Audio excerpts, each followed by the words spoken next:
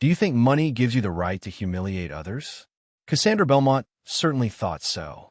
She walked into the luxury restaurant with an air of superiority and, without a second thought, insulted a waitress just because of her skin color. "Move faster, you're not in your black neighborhood," she spat with disdain. But what she didn't know was that the woman she had just humiliated was no ordinary employee. And within minutes, she would teach her a lesson she would never forget. Smirking face fire. Want to know what happened? Keep reading. The restaurant LeBlanc was exclusive. It wasn't on Google Maps, and only those with an invitation code could enter. The clientele was elite: business tycoons, movie stars, politicians. And among them that night was Cassandra Belmont, a high-society woman dressed in a designer suit, her jewelry catching the candlelight like tiny suns. She entered with her usual air of superiority, followed by her husband and two friends. She glanced around with disdain and snapped her fingers to get the attention of a waitress. "You. Yes, you," she said, pointing with her French manicured finger at a young black woman with tight curls, dressed in the restaurant's uniform. The waitress approached calmly, holding a menu. "Good evening, ma'am. How can I help you?" Cassandra looked her up and down, as if the woman's presence was offensive. "First, learn to address important people with more respect. You're not in your black neighborhood. Second, why did you take so long? People like you should move faster." The table fell silent. Her husband cleared his throat uncomfortably, but her friends chuckled quietly. The waitress, with an unreadable expression, simply said, "Would you like to see the menu?" "Obviously." Cassandra snapped. "And I hope you don't ruin my evening with your incompetence." The waitress nodded and walked away, but the look she gave before turning was different. It wasn't fear. It wasn't submission. It was something else. Something Cassandra didn't understand. But soon she would. The waitress disappeared among the tables, walking with firm but serene steps. Meanwhile, Cassandra Belmont continued her spectacle. It's unbelievable how inclusive these places have become. Back in the day, one could dine without having to endure these kinds of distractions. Her husband, Richard, visibly uncomfortable, took a sip of his wine without saying a word. One of her friends, Marianne, tried to lighten the mood. "Well, Cassie dear, I suppose everyone has to work somewhere, right?"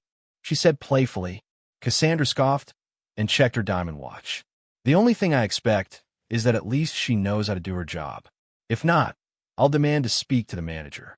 At that moment, the waitress returned with a bottle of wine on a tray. She carefully placed it on the table and began pouring it into their glasses. "I hope you enjoy the house selection," she said in a calm voice.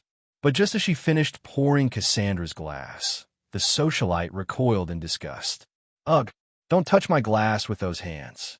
I don't even know where they've been." The entire restaurant fell into a heavy silence. Nearby tables turned their heads, surprised by the scene. But the waitress didn't flinch. "Don't worry, ma'am. Everything here is handled with the highest hygiene standards." "I don't care," Cassandra huffed, pushing the glass aside. "Bring us another bottle and have someone who actually knows etiquette open it." The silence deepened. And that's when it happened. A male voice interrupted the tension. "Is there a problem with the service, ma'am?" Cassandra turned haughtily and saw a tall, impeccably dressed man approaching with a stern expression. "Yes, in fact, there is. This woman is not up to the standards of this place. I want to speak to the manager. Or better yet, the owner." The man crossed his arms and looked at the waitress, who merely raised an eyebrow. "I think it's best if the right person explains the situation." And with a small smirk, he turned to the waitress. "Would you like to do it, or should I?" The waitress placed the tray on the table with terrifying calm and turned to Cassandra. "No problem. I'll do it myself," she said. Cassandra let out a sarcastic laugh. "You? What could you possibly say to me, a mere—" But the waitress didn't let her finish. She leaned slightly over the table, locked eyes with her, and said in a firm, clear voice, "Welcome to my restaurant." A chill ran down Cassandra's spine. Her smile faded in seconds. The entire restaurant watched. Her husband, her friends, the other guests. The color drained from the socialite's face as the truth hit her like a stone. The waitress was no ordinary employee. She was the owner, and she wasn't done with her yet. Cassandra blinked several times, as if what she had just heard was impossible. She looked around, expecting someone to say it was a joke, that this woman couldn't be the owner of a restaurant like LeBlanc. But the uncomfortable silence in the room confirmed that she hadn't misunderstood anything. "Why you?" she stammered, clutching her designer handbag. "This is ridiculous." "Ridiculous?" the owner repeated with a sharp smile. "Why? Because a black woman can't own a luxury restaurant?" Cassandra felt her face burn.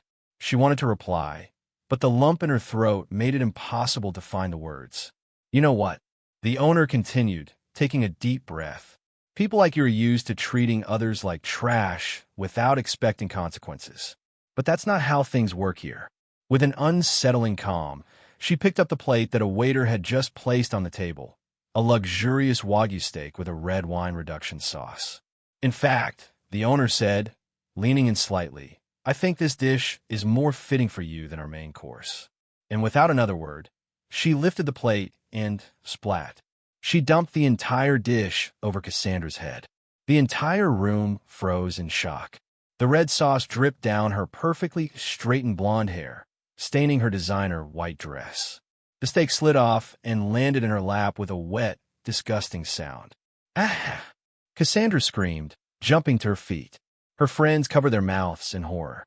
Her husband stared at her, wide-eyed, unsure of what to do. But the best part? The entire restaurant burst into laughter.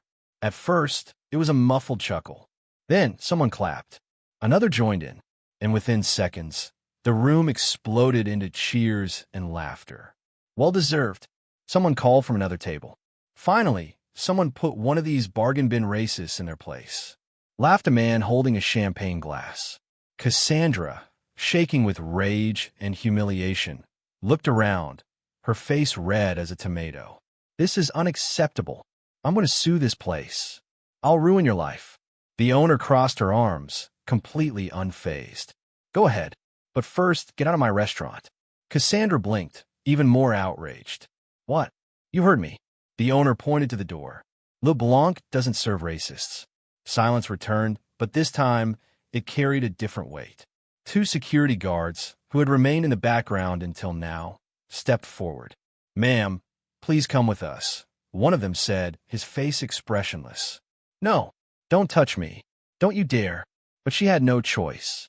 The guards took her by the arms and, without hesitation, escorted her toward the exit as she kicked and cursed.